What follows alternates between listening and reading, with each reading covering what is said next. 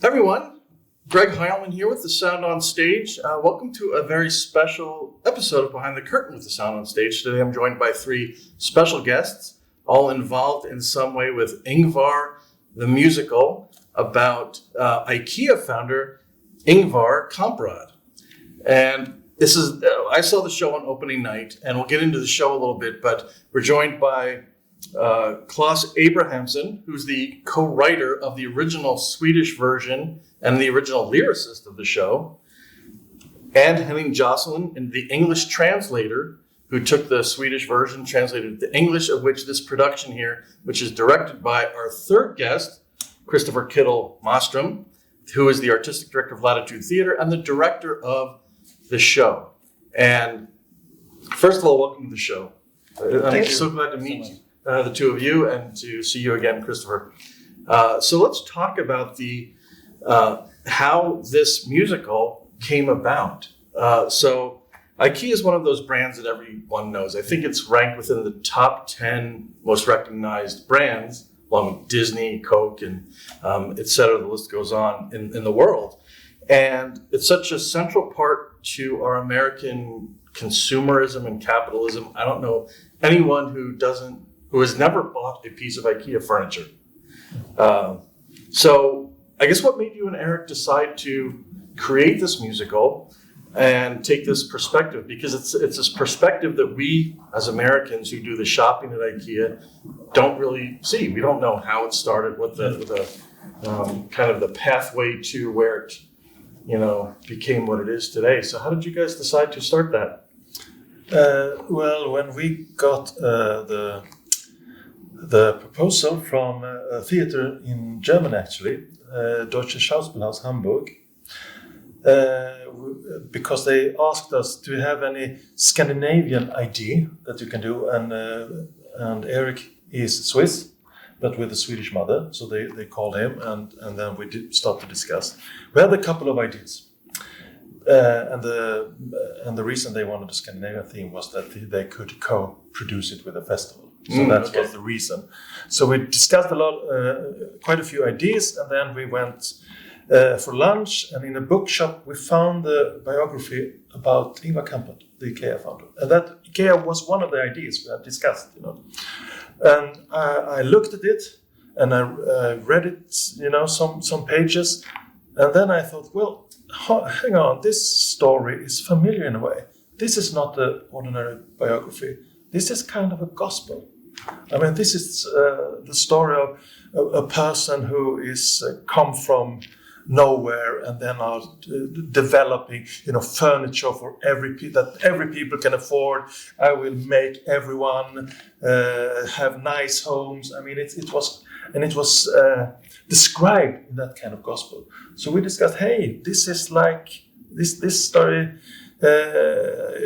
could be an interesting way of an interesting perspective to tell it as like a capitalistic gospel, because Ingvar Kamprad is not only describing himself as a efficient capitalist, he also wants to be a good doer.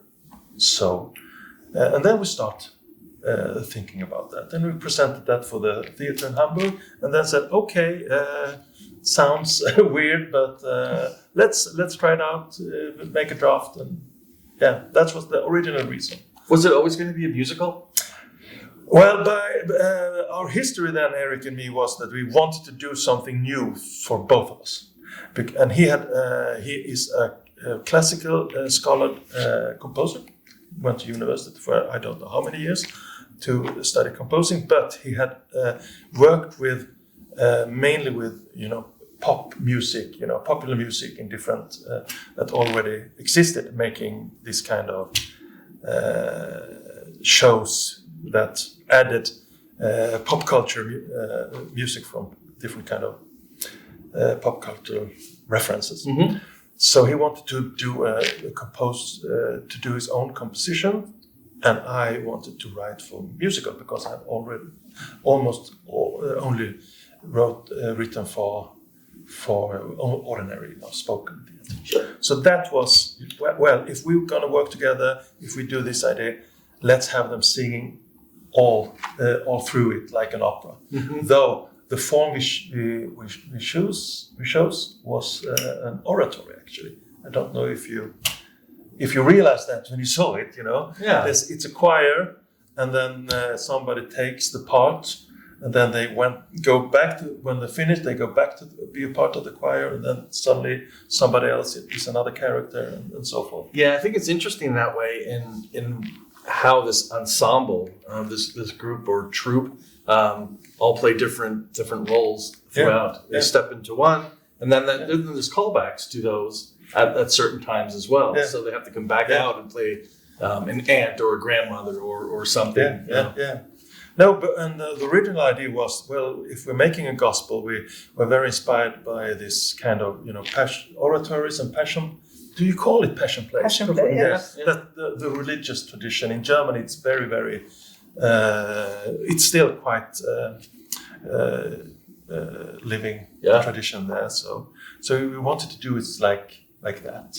So that was the reason we chose. But then, of course, we didn't choose the traditional religious kind of Baroque music. We have the recitative. They are, Baroque.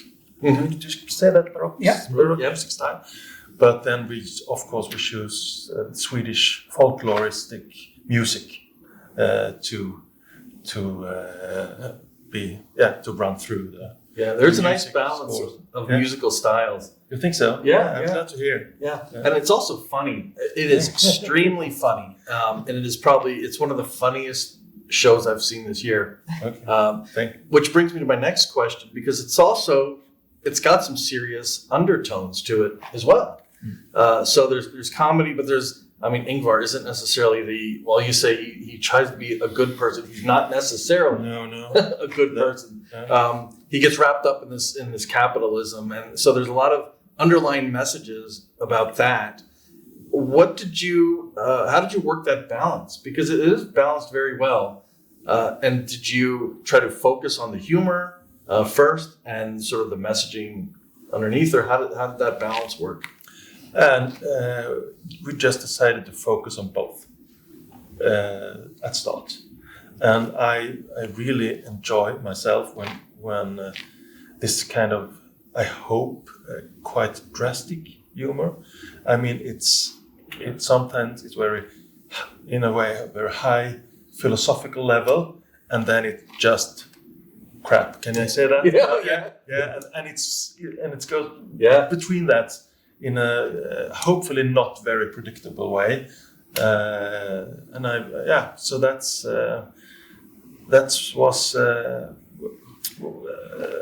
the mixture was there from the start. And I also tried, I remember because we wrote the book together, the story about the stock market brokers who are depressed and have stopped believing in capitalism. And they have to tell this story about the one, a person they believe in. And I remember that I thought, well, maybe I should write this in, every part for itself, as in like 2,000 years, some anthropologist would find, well, this song and this play for children, song play for children, and this is kind of hymn.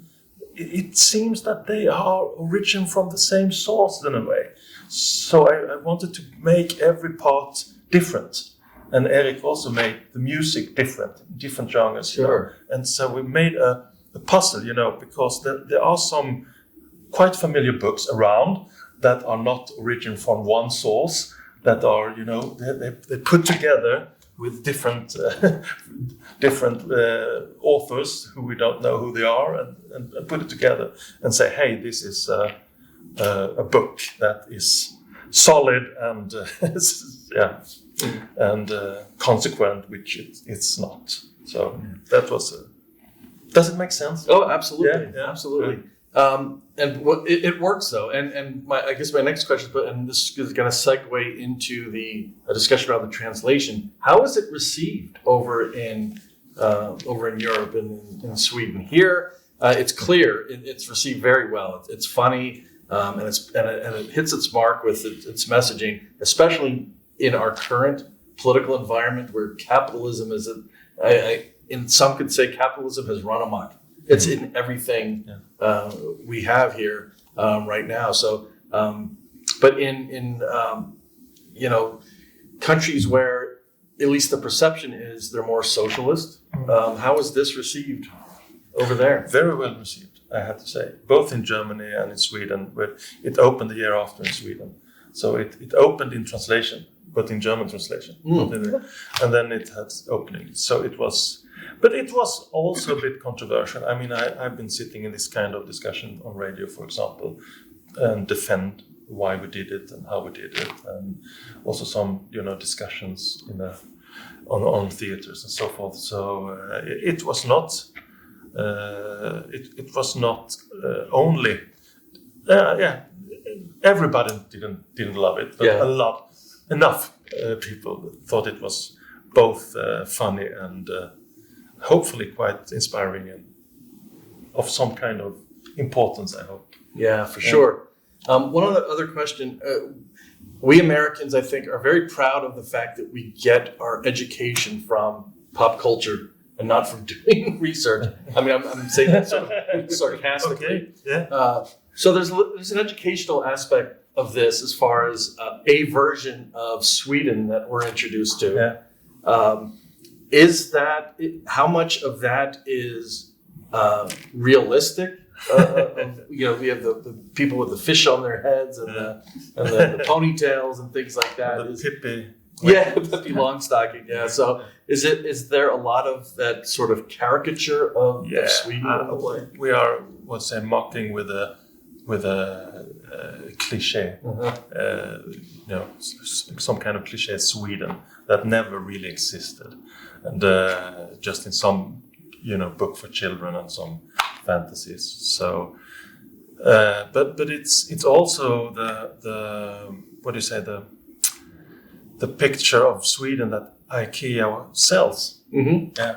So we wanted to make some fun about it's quite a surreal picture of Sweden, I think. Yeah. But and I think it's a bit tongue in cheek as far as America goes, because I know a lot of people who have said, I've eaten Swedish food. I've gone to IKEA. So meatballs and exactly. Some herring, but it's Swedish, but we have a lot of other stuff. Yeah.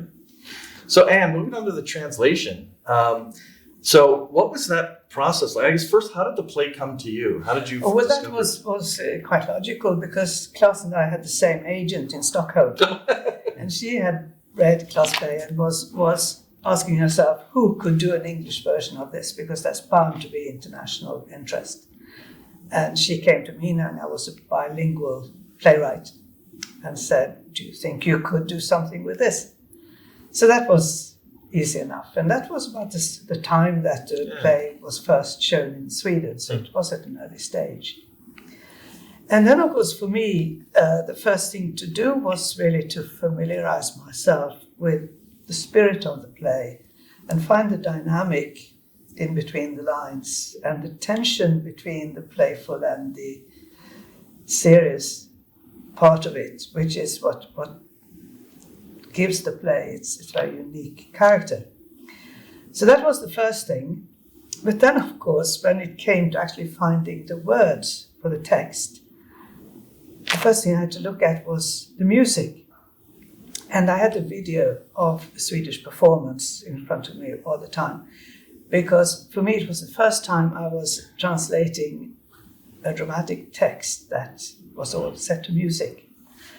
And it was a matter of finding words with long vowels where you had a long note, short words for staccato passages, and to have the music in my head all the time and really give that priority and find English words that would reflect what Klas was expressing.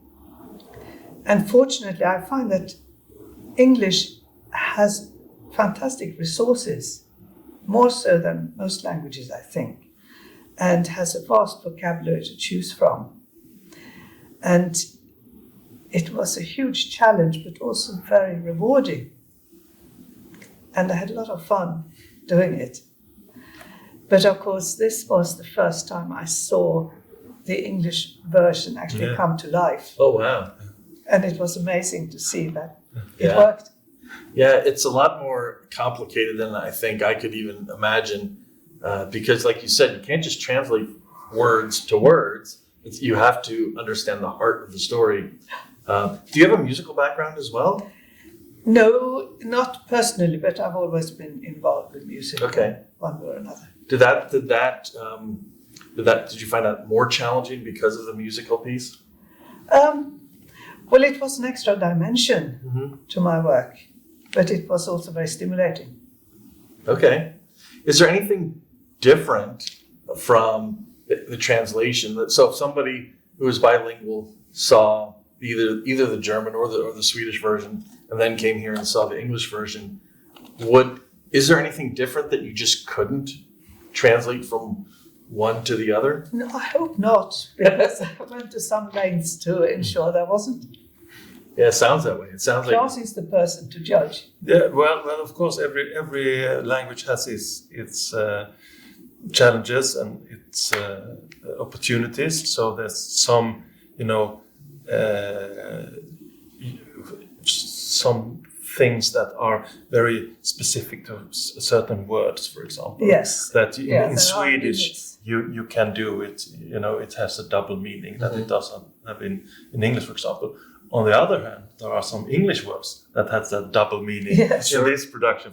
So some parts you said, oh, well, this works much better in English than in Swedish, because you can have different layers.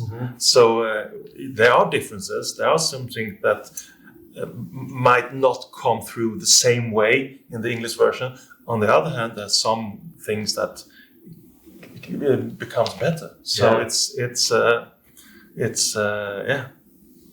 Well, it works. So moving on to the actual production, Christopher. I think in the program and the director's notes, there's you write at length. I think you actually introduced the show this way about how the show came to you.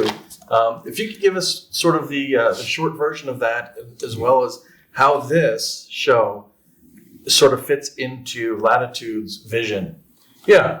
So back in 2010. When the first production of this show happened, there was a public radio story, a human interest story, about there actually being a show out there about Ingvar Kamprad, about IKEA. And, in the way that public interest stories on NPR or PRI or whichever one it was, in the way they do, they sort of, tell this neat little anecdote, and it's kind of quaint and cute. And then they go on to the next story because, the stories aren't very long. So I went searching for it online. And I couldn't find any articles about it in English yet because there weren't any, right? But there were in Swedish and German. And at that point, my German is rudimentary. I speak German at the level of like a precocious 3-year-old. So I wasn't going to be finding much info in that myself. So I turned to Google Translate at the time, which of course 15 years ago was Also rudimentary. right. It was not at the level it is now. But I used that to, parse out what the articles were saying.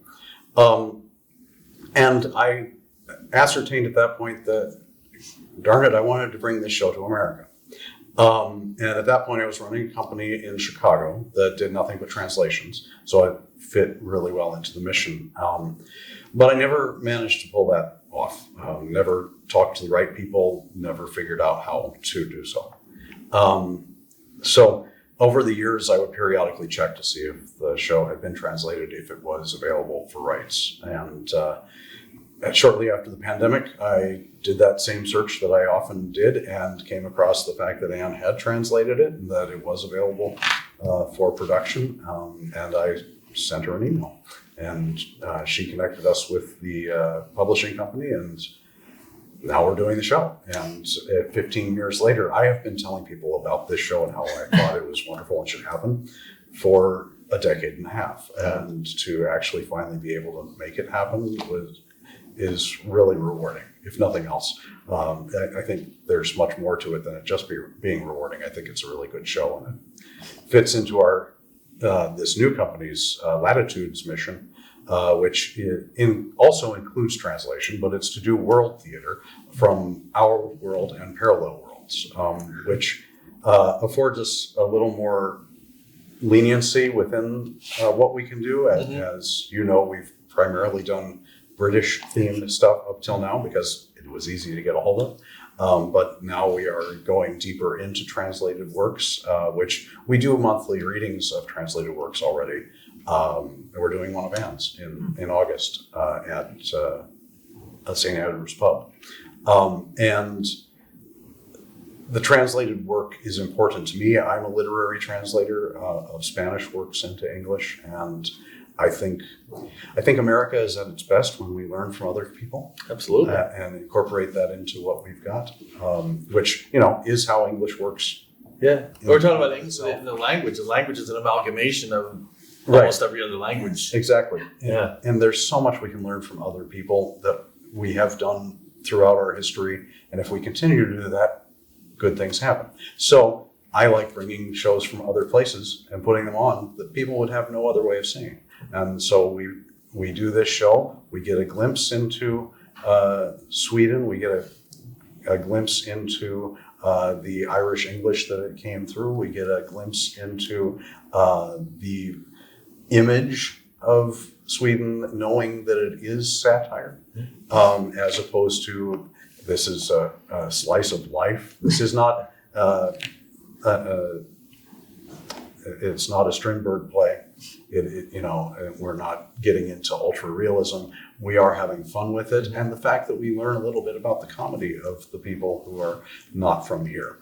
I think it's brilliant and a wonderful thing to do. Yeah, personally, to me, it's the event of the summer. I think everybody needs to come and see this because it's entertaining, it's fun. It's such a lighthearted show that, and everything outside of the theater right now is not lighthearted. So it's, and with that undertone of seriousness.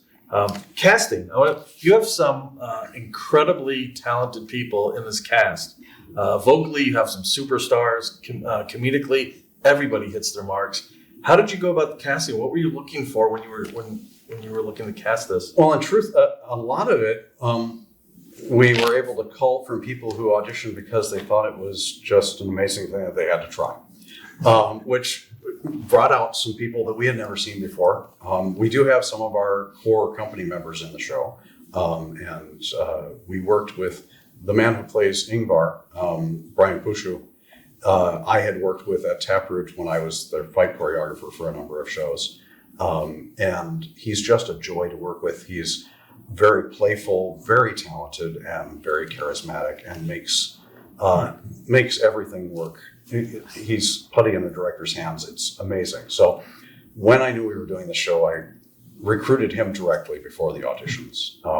He did not tell me yes until shortly after the auditions. So Oh boy. I am really glad that he did, as it would have changed things a lot. He was a natural for the part, and he has oftentimes a full beard, and he did when we were talking, and throughout all of the rehearsals until the final dress rehearsal, and he shaved. And I discovered that he looks surprisingly, with the glasses on, like a young Ingvar Kamprad, which I had not known that before that. Maybe that's why he grew a beard all the time. And other people who had done last year's production of Miss Holmes returned, some of our stronger cast members from that. And then there were some wonderful discoveries. A woman named Sophia Emanuel, who is an opera singer most of the time, is making her return to musical theater after 12 years. She thought this would just be a fun way to come back to musical theater, which she'd grown up with. She's such a beautiful voice. She has a gorgeous voice. And the truth of the matter is she probably didn't realize she was going to end up in an opera anyway. But, it is, as it is an oratorio, it is very much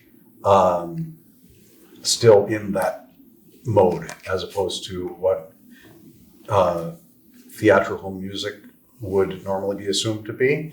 But at the same time, we do have other sung-through musicals which are huge hits. Les Miserables is obviously a sung-through musical. Jesus Christ Superstar does call itself a rock opera, but it's essentially a sung-through musical. And many of the things that we have in the zeitgeist of American theater, and really I just mentioned 2 European shows, but we are used to sung-through musicals now in a way that we had not been in the golden era. So this one fits right in. Oh, great. Well, no spoilers, but there is a nice callback to Les Mis in the show here, which I found hilarious. Okay. and the set is unique too. It's you've got this kind of stock market grid here that we're sitting among. You've got the Swedish, yellow and blue, and then there's also these set pieces spin around to show some pretty funny artifacts as well. So, can you tell me about how that came about, the set? The set is done by Jaden Clark. Jaden is relatively new to the market, and we worked together again at Taproot, where I was the box office manager for 3 years. Jaden is part of Mark's tech staff over there. And as I was talking up this thing, he was like, I can build that. I was like, okay, great. And he had some wild ideas, some that we've kept and some that we haven't. His concept initially for the maypole that plays a part in the second act was to turn it into a stripper pole, which would have been a different telling of the show. But he has ideas from all over the place that he brought in, and the way we build a show, I come to it saying to my designers, I don't really care what you build, so long as it has the number of entrances I need, and so long as you are proud of the design and you want to put it in your portfolio. And so that happened with our costume designer, Kyla Williams, as well, who really we both bought, let's try that again. So really we built much of the concept of how we were going to approach this because of how Kyla put together the costumes. And from there, the next layer was the set. Our lighting designer, Gwen Scone, is a core member of our company, but also a core member of how we build what we do. And so the three of them brought me their designs, and I went, yeah, I can work with that. I can build within that universe that you just given me. They gave me the gift of their designs, and we went from there. Great. Yeah, and with the set, the motion, there's a lot of motion in the show. And it works really well with the set. People go, up and down and on and off, especially in that that part we talked about earlier, where characters in the ensemble are coming out to play a certain role, and then they go back, and it's very well done, very well constructed, and all in all, it's a very enjoyable show, as I mentioned before. So, and it runs through August 24th here at the Center Theatre, the TPS Center Theatre here at the Seattle Armory. And it's, parking, there's parking around the area. The monorail comes right here.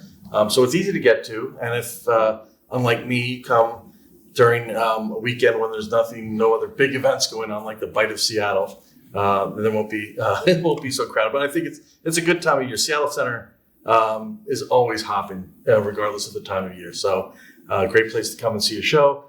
And I definitely recommend. My review hasn't come out yet, but I'm going to go out and say that this is a show that I think everybody has to come and see. It's funny, it's relatable, and it's just a lot of fun. So, Christopher Kidder-Mostrom, Klas Abrahamsson, and Ann Henning Jocelyn, thank you so much for taking the time to join me here on Behind the Curtain with the Sound on Stage to talk about Ingvar, the musical about the life of Ingvar Kamprad, the IKEA founder.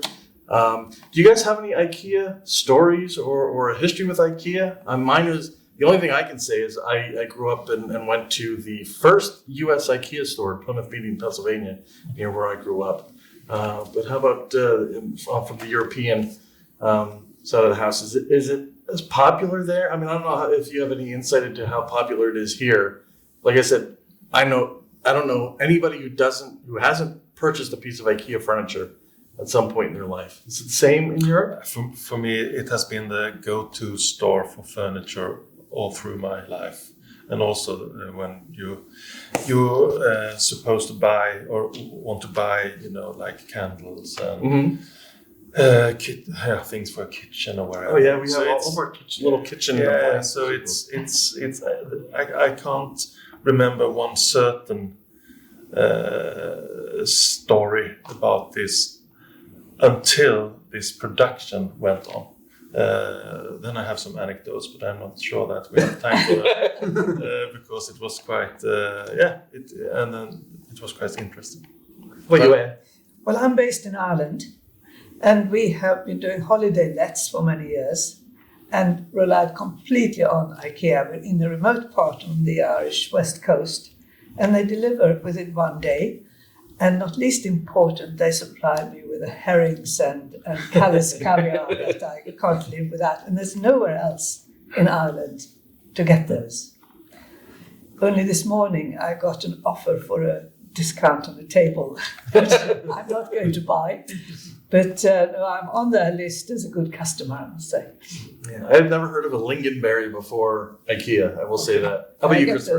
those too. For us, my wife and I moved here in 2019 from Chicago, and we arrived in that, at that time, called the storm of the century. It was the blizzard in the end of January and beginning of February.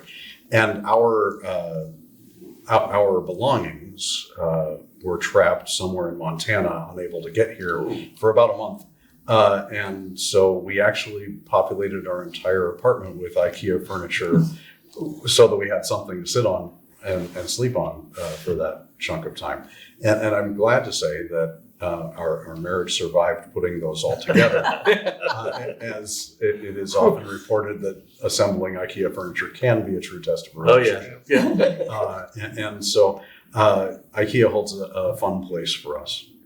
Great. Well, Christopher and Klas, thank you so much for taking the time to sit and talk with me about Ingvar. Thank you for having us. It's a great show. Come out and see it, running through August 24th here at the Center Theatre at the Seattle Armory. And thank you all for watching this episode of Behind the Curtain with the Sound on Stage.